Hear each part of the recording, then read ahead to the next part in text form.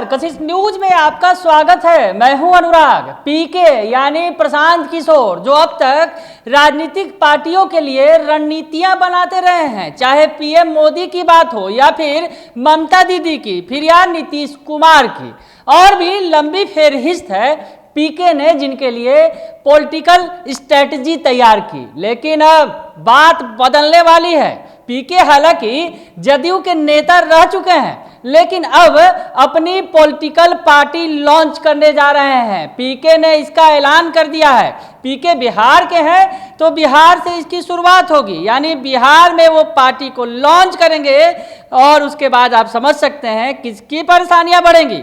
परेशानियां नीतीश बाबू की बढ़ेंगी और नेता प्रतिपक्ष तेजस्वी यादव की, यानी तीसरा एक मोर्चा तैयार कर रहे हैं, तीसरी एक पार्टी तैयार कर रहे हैं प्रशांत किशोर। और इसका विधिवत ऐलान उन्होंने कर दिया है। ट्वीट जो उन्होंने लिखा है, क्या कुछ लिखा है उन्होंने, ट्वीट के बारे में आपको बताते हैं, फिर आपको उनके ऑफिस भी लेकर चलेंगे। तो पहले सुनिए ट्वीट में वो क्या लिखते हैं।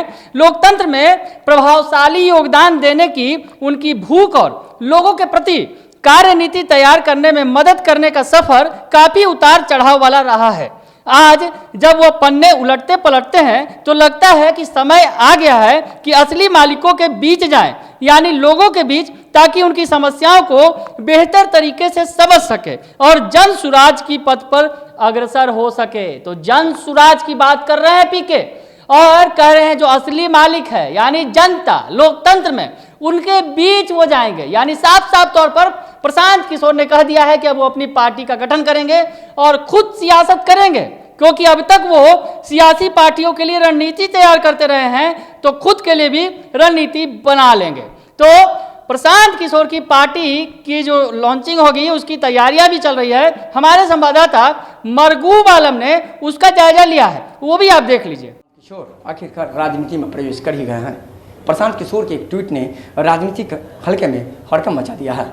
आज ट्वीट के दौरान उन्होंने कहा कि जन सुराज एक ऑर्गेनाइजेशन है, जिस ऑर्गेनाइजेशन को उन्होंने शुरुआत किया है, और इस ऑर्गेनाइजेशन से प्रजातंत्र और राजनीति में सीधे हस्तक्षेप होगा। प्रशांत किशोर ने ट्वीट में कहा है कि पूरे मामले में जानकारी प्रेस को देंगे।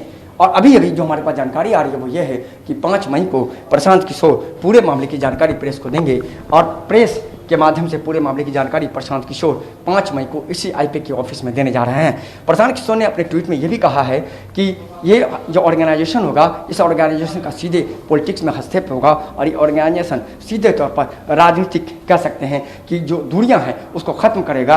और 2 दिनों तक प्रशांत किशोर कई महत्वपूर्ण लोगों से मिलेंगे, और यही आईपी का ऑफिस है, जिस आईपी के ऑफिस में प्रशांत किशोर 5 मई को प्रेस को संबोधित करेंगे और पूरे मामले की जानकारी देंगे। तो फिलहाल चुनावी रणनीतिकार प्रशांत किशोर का राजनीति में प्रवेश हो गया है। 5 मई को कह सकते हैं प्रशांत किशोर प्रेस कॉन्फ्रेंस के माध्यम से अपने पूरे राजनीतिक कह सकते हैं कि जो विरासत उन्होंने खींची है या खींचेंगे, उसकी पूरी जानकारी प्रेस को देंगे। तो देख लिया आपने कि प्रशांत किशोर ने पूरे तामझाम के साथ पार्टी लॉन्चिंग की तैयारी कर ली है। हालांकि अब प्रशांत किशोर जब पार्टी लॉन्च करेंगे और उस पर सियासत न हो, ऐसा हो नहीं सकता, तो सियासत भी शुरू हो गई है। जी हाँ, सियासत शुरू हो गई है। बीजेपी, जेडीयू, आरजेडी तमाम दलों ने हमला बोल दिया है, या यूं कहे कि तंज कसा है प्रशांत किशोर की पार्टी पर। तो बीजेपी की तरफ से नवल किशोर यादव क्या कर रहे हैं, सुनिए आप। राजनीति के देखो तो देश के आदमी हैं, उनका तो इंटरनेशनल नाम है, तो देश के तो पार्टी बनाएंगे। बिहार में यहाँ कहाँ जगह खाली है कि पार्टी बनाने के? यहाँ तो उनके चहेते नीतीश जी है, ये है सुशासन वाले। तो ये अब वो नया कौन पार्टी बना रहे हैं, उसे बनाना चाहिए। पता भी चलता है ताली बजाने वाला ढोलक पर ताली कितना बढ़िया बजाता है, और जब ताली बजाता है तभी पता चलता है कि ताल मात्रा क्या है।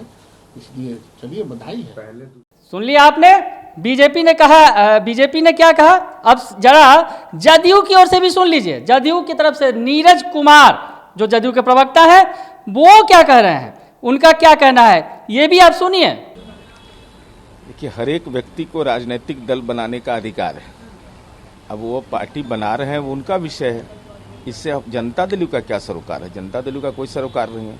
बहुत सारी सारे राजनीतिक दल बने हैं, और बिहार तो राजनीति की उर्वरा भूमि है। यहाँ चेतना तो चौक चौराहे पर प्रस्फुटित होता है। तो ये उनका मामला है, वो जाने। नहीं, जनता दलियों को कोई कंपटीशन किसी से नहीं है। हमको अपने काम से भी किसी से कंपटीशन नहीं है। इस बिहार में जिन लोगों ने राज किया है, न उनके काम से हमारा कोई कंपटीशन है, न उनके चरित्र से हमारा कंपटीशन है। हमको जो काम करने का मौका मिला है, किसी को पचे या अपच हो जाए, देश यह कबूल करता है कि नीतीश कुमार जी ने इस बिहार जैसे पिछड़े राज्य में विकास की पटकथा लिखी है, इससे कोई इनकार नहीं कर सकता। तो हमारा मुकाबला किससे होगा? हम अपने कर्म के बदौलत सर उठा करके ही राजनीति करेंगे, सर झुका करके नहीं। तो उनका कहना है कि बिहार में तो चौक चौराहे पर पार्टियां मिल जाती हैं। राजनीति के तौर पर जो बिहार है काफी अग्रसर है, यानी अगर समझे आप उनके बातों को इशारों में, तो चौक चौराहे की पार्टी बता दिया है प्रशांत किशोर की पार्टी को। बताएं आपको कि जेडीयू में प्रशांत किशोर उपाध्यक्ष की हैसियत से, राष्ट्रीय उपाध्यक्ष की हैसियत से रह चुके हैं, हालांकि बाद में वो एग्जिट कर गए थे पार्टी से। और बात हुई बीजेपी जेडीयू की, तो आरजेडी वाला कहाँ पीछे रहने वाली थी।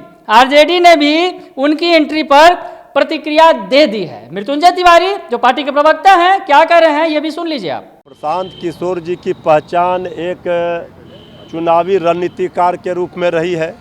कई राज्यों में प्रशांत किशोर जी कई राजनीतिक दलों के लिए रणनीति बनाने का काम किए हैं, जिसमें बहुत जगह सफलता भी मिली, बहुत जगह असफल भी हुए हैं।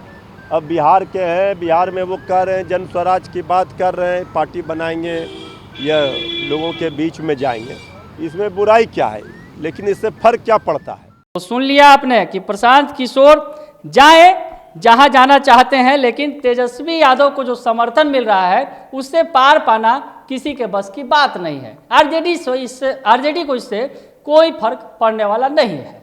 यानी तमाम पार्टियों ने कह दिया कि प्रशांत किशोर भले ही अपनी पार्टी बना लें, लेकिन किसी को फर्क पड़ने वाला नहीं है, चाहे वह जेडीयू हो, आरजेडी हो या फिर बीजेपी हो। तो खैर देखना ये दिलचस्प होगा कि आने वाला बिहार का जो सियासी भविष्य, जब प्रशांत किशोर किसी पार्टी की कमान संभालेंगे तो कितनी चुनौती दे पाएंगे नीतीश कुमार को और नेता प्रतिपक्ष तेजस्वी यादव को।